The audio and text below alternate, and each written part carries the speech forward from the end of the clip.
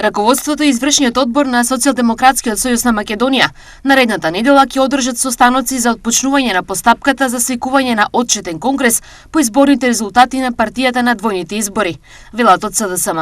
На конгресот, како што брифираат од партијата, ќе се разгледаат причините за изборниот резултат, спроведените анализи и извештаи за работењето на СДСМ, а се очекува да бидат дефинирани и роковите и начинот за спроведување на внатрепартиски избори.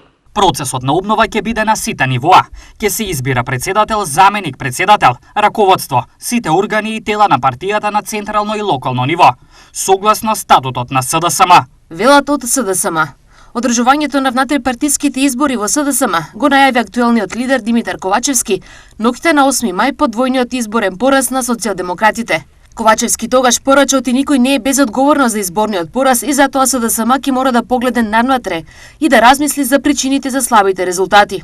Според Ковачевски, процесот на обнова мора да биде на сите нивоа и повика на нови внатрешни избори на сите партиски тела и на централно и на локално ниво, почнувајќи од председателот на партијата, раководството, па се до председателите на општинските организации и на сите органи и тела на партијата.